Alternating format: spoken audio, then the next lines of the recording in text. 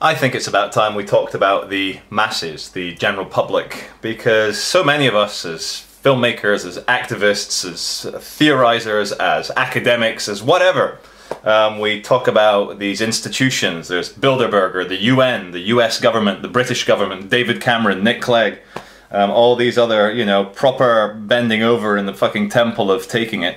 But all these people can only work because the general public think it's a fantastic idea.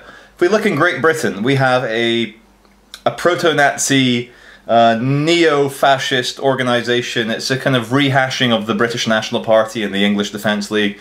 It's called Britain First. It has something like 481,000 likes on Facebook, making it the most popular political party in the UK by far. They get more likes than David Cameron. And, you know, like, from one side of it, one perspective, you can say the mainstream media and these clever, demonic, Luciferian motherfuckers and Edward Bernays and marketing men and madmen, Madison Avenue, all this stuff are brainwashing the public. But what if it's more complicated than that? What if the kind of base fucking capitalist, give everyone what they want, supply and demand is basically just catering to a demand? Because, you know, some films win Oscars that I find very, very endearing. I mean, the best film I've ever watched is a very subjective, personal opinion. 12 Years a Slave swept the board at the Academy Awards. So, people are listening. Good people are listening. It just so happens that the vast majority of people, if we see the masses in terms of, say, it's hard to kind of have a way to organize or to, like, analyze the masses without going into social class or IQ or, you know, any other racially or segregationally defined ancient way of separating people. So, let's talk about my metaphor whilst I'm in the chair of truth, featuring Stuffed Lion. You know, like, when people are a bit stupid, we say they're a bit slow.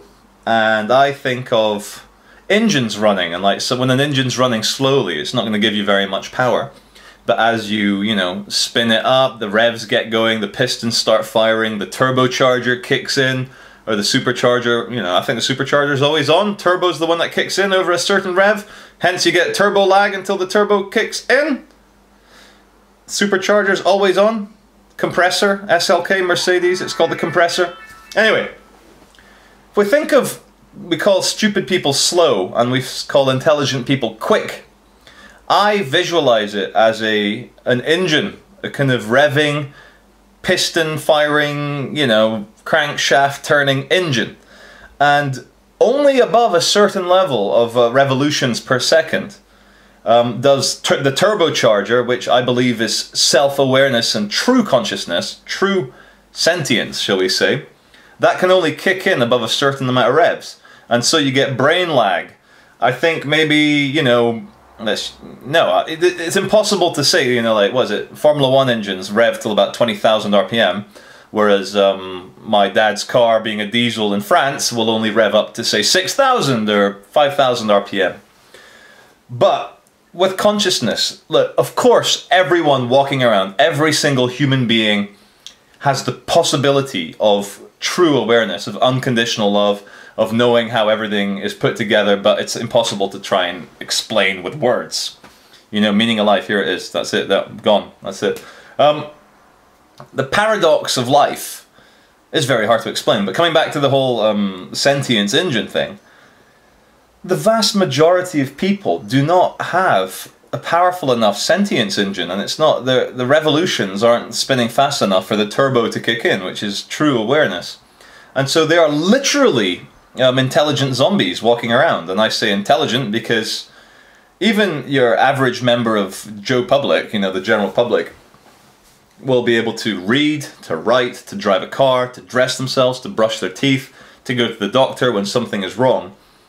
But when you try and explain to them concepts such as, even simple ones, that, you know, maybe we shouldn't pay tax because, you know, all that money goes to the government, they're power-hungry maniacs and they kill innocent children. They don't get that. Or, for example, you know, all drugs should be legalized because it's insane that a group of uniformed men or men in suits. It's usually men, it's not usually women. You know, patriarchy, completely different story. But you try and explain to them that the war on drugs is fucking insane and it's all to do with control and power and controlling people's consciousness so that they remain nice, obedient, docile fucking members of the public. Because, you know, my laptop, it runs Windows 7 and it runs it very badly. The graphics processor is done. It's very difficult to edit a video on it. But with enough effort, I can replace that operating system on that laptop, or I can take it to an expert. But human consciousness, it seems as if the software actually changes the hardware to the point where you try and argue with an adolescent Muslim or Christian or Jew or Hindu, and they are like 18, they fucking believe in it more than anything. There isn't a single thing, there's not a single manner, a single logic gate, a single use of reason that will change their mind about their tribal truth. And the general public, they love war because war is impossible if people are reasonable, have an awareness of something quite profound, which is, say, unconditional love or the totality of everyone together working this subjective dream. You know, even ignore spirituality, even on a materialist sense.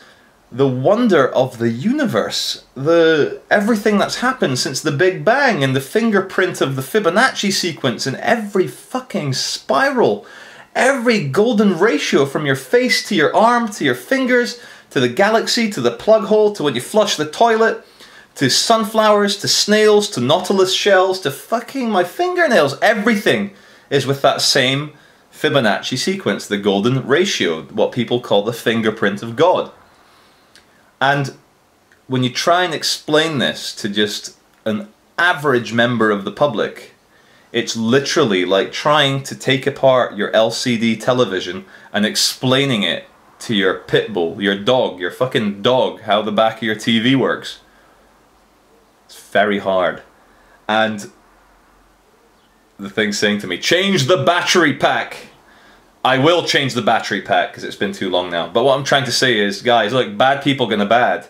General public gonna obey. Who's really worse? The good people that do fuck all, that just, oh, I disagree with it, but I just don't want to cause trouble for myself. You know, Hitler was a cunt. Hitler's.